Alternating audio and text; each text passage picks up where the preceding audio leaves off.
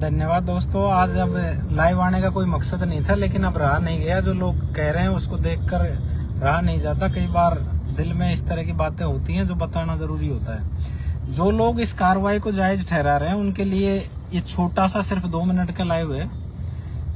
जब समता समिति ने SMS हॉस्पिटल में मीणा कर्मचारियों के लिए आतंकवादी कहा था, उस समय मीणा समाज के पदाधिकारियों द्वारा जितनी भी जगह ज्ञापन दिए गए या FIR दी गई, क्या किसी थाने ने या किसी पुलिस स्टेशन ने ली? नॉन जुडिक्शन का बहाना बना के उनको टाल दिया।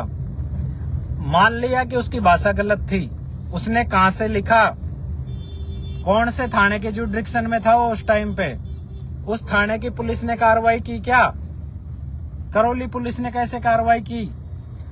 तीसरी बात, जब जवाहर सिंह बेडम के लिए लिखा है तो जवाहर सिंह बेडम ने खुद ने इंडिविजुअल कोई एप्लीकेशन दी क्या? समाज की एप्लीकेशनों पे कैसे कार्रवाई की पुलिस ने? इन सवालों के जवाब तुम नहीं पूछ सकते, क्योंकि तुम्हारी इंसानियत मर चुकी। तुम सिर्फ एक दूसरे को नीचा दिखाने के लिए पैदा हुए और वही काम करते रहोगे। जुडिक्शन की बात उस टाइम थी जब SMS हॉस्पिटल में कर्मचारी मीणा समाज के जितने भी थे उनको आतंकवादी कहा था। उस टाइम जुडिक्शन आ गया था राजस्थान कानून में।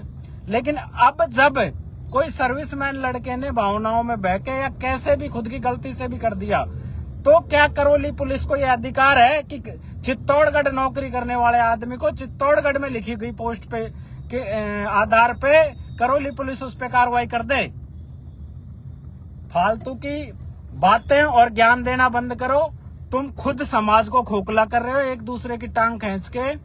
तुम कुछ नहीं करने वाले किसी के खिलाफ, बस खुद को राजी कर लो। उस टाइम भी जब किसी ने कुछ नहीं किया था तो खुद के समाज के अधिकारियों को गाली दी थी SMS वाले प्रकरण में।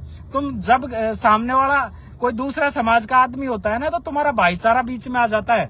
हमें नहीं चाहिए ऐसा भाईचारा बिल्कुल भी, जिसमें एक नेता की वजह से अगर भाईचारा खराब होता है तो वो भाईचारा हम आज तोड़ने को तैयार हैं। हमें नहीं चाहिए इस तरह का भाईचारा।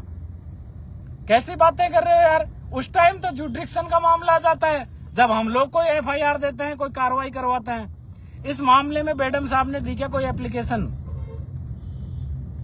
और दी तो बेडम साहब या तो जयपुर में देंगे या अपने उस थाने में देंगे जहां वो रहते हैं। बीच के थानों में कैसे दे देंगे वो एप्लीकेशन? सिर्फ 3 थानों की पुलिस कार्रवाई कर सकती थी कानून के हिसाब से। इसमें जयपुर की, उनके निजी निवास की, या फिर चित्तौड़गढ़ पुलिस। तीनों में से एक भी पुलिस ने कार्रवाई नहीं की। करौली पुलिस को क्या राइट है इस मामले में कार्रवाई करने का? सिर्फ राजनीतिक दबाव या सिर्फ चेहरा चमकाना? और हमारे समाज के इतने खुदगर्ज लोग, इतने ना खुद लोग जो इस पर राजी हो रहे हैं कार्रवाई पे। यार तुम्हारी पर्सनल दुश्मनी है, बाद में निकाल लेना उसको। समझ में नहीं आ रहा कि तुम लोगों के क्या हो रहा है, क्या करना चाह रहे हैं ये लोग। जुडिक्शन बनता नहीं है, उठा लाए, ठीक है, कार्रवाई कर दी। हमारे समाज के लोग ज्ञान दे रहे हैं इस मामले में। अच्छा हुआ, बहुत अच्छा हुआ। वाह रे ज्ञानी हो, शर्म नहीं आती कि बिल्कुल भी तुमको ज्ञान देते हुए ऐसे मामलों में? किस आधार पे उठाया उसको करौली पुलिस ने, पता है क्या किसी को? ठीक है, मेरे से तो जो बनेगा मैं उस आदमी की मदद करूंगा। तुम एक दूसरे की टांग खींचने के लिए पैदा हुए और खींचते रहो। धन्यवाद। मेरे से रहा नहीं गया था, इसलिए बताना जरूरी था। बाकी मेरा तुमको बताने से भी कोई फायदा नहीं होने वाला, ये मैं जानता हूं अच्छी तरह से।